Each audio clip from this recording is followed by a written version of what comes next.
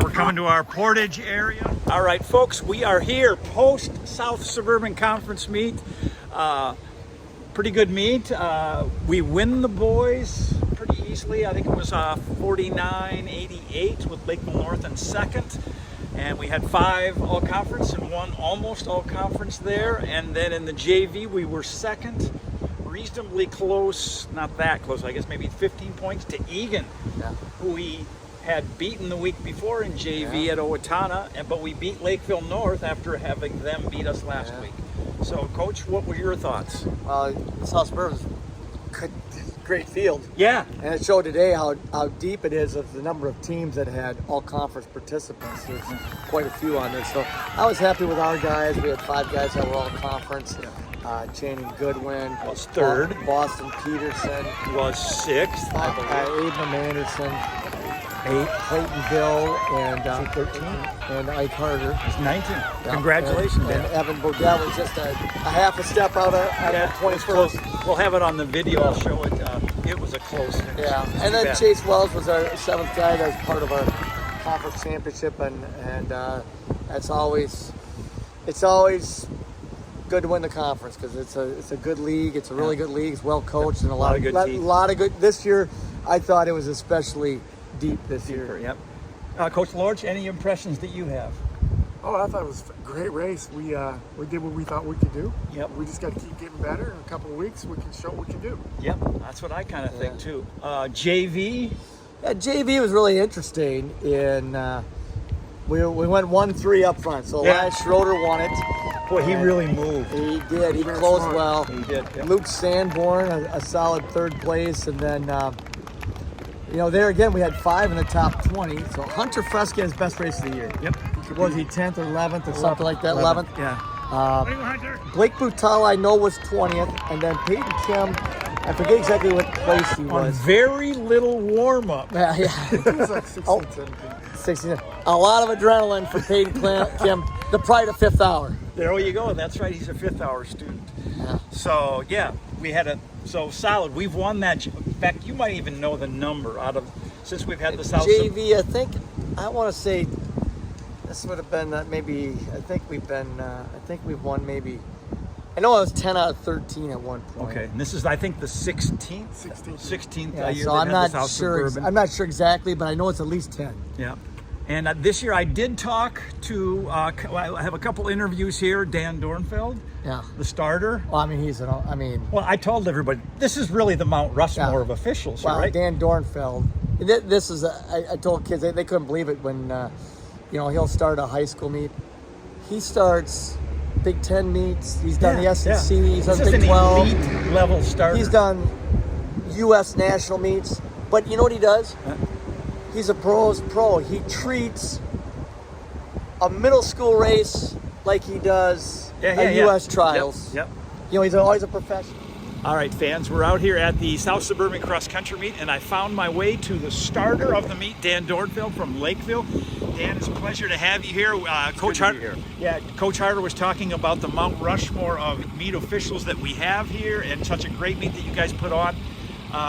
Can you tell me how long you've been the starter at this meet, the South Suburban? Before that, it was the Lake Conference. Is that correct? Yeah, I've been involved with both the Lake Conference and the South Suburban.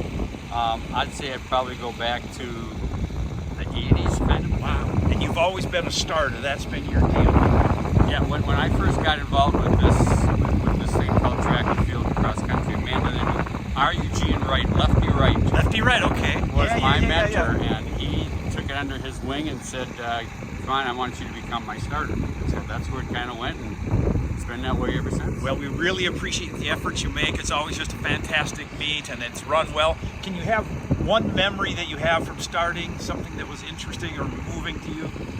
Well, I think, I've had a number of wonderful experiences, whether at the college level or at the high school level. To me, one of the most exciting things that happened to me at the high school level was the first year that I broke into that starting group. Back then, the gentleman who kind of made the decisions for all that like at the college level, when you go to the bigger meets, if somebody has all it takes is one black ball vote and you're done. Done, and you never get in. And you just you're kind of on the outside looking in. And I got approval from all of them. Okay. And that was pretty exciting. That was up in Blaine. Okay. Had you been starting a long time? I had been starting a long time at that point. To me, the hottest one when I first started was up at we were up at Coon Rapids, and it had to be 110. And this was in natural grass. Yeah.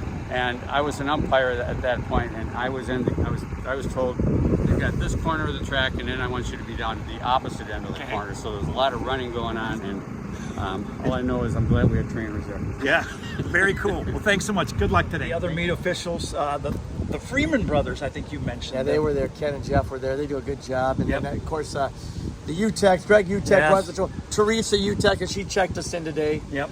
Goes over the last types of things. But the other thing is they're just a professional outfit. Yeah, and then even I saw today at the stadium, they had pictures of different teams.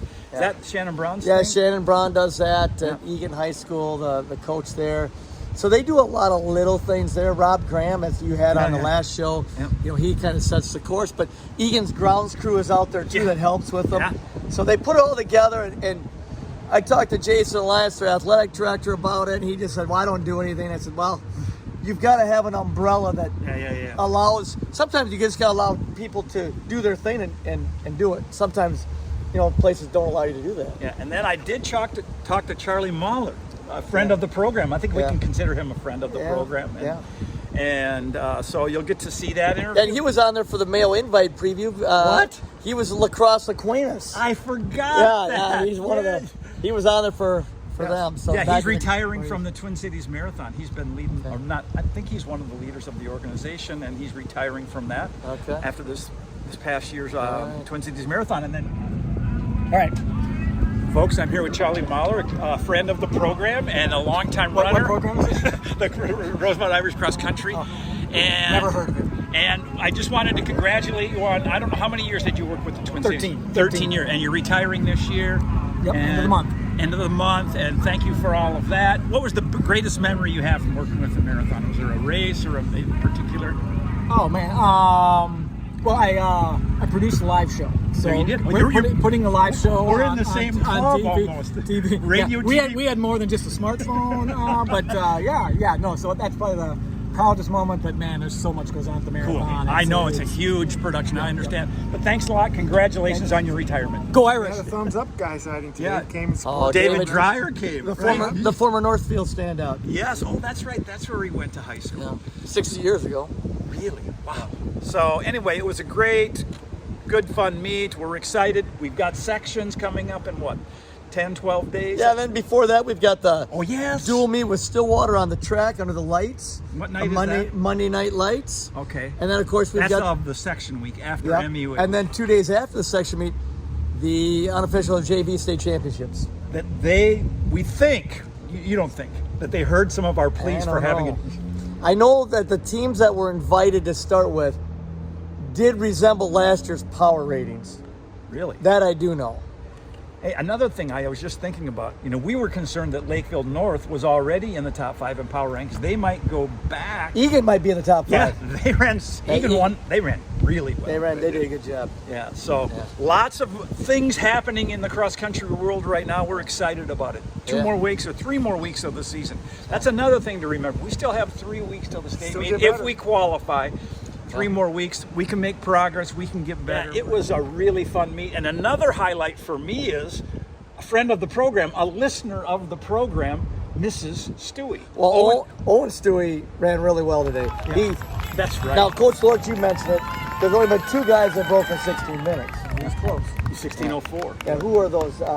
It's Rob Finnerty and Luke Labat. Yeah, Rob Finnerty of Burnsville. Yeah. And then Luke. Nearly a sub 4-minute miler in high school, right? Yeah, Finnerty nearly, was. yeah. And then Luke, of course, from the Rosemount program. Elite runner. But NCAA steeplechase at University of North Dakota. so that 16:04 has got to be one of, I don't know if it's third all time or It's not. going to be pretty close. Yeah, and he ran really well. From the get-go, he was out.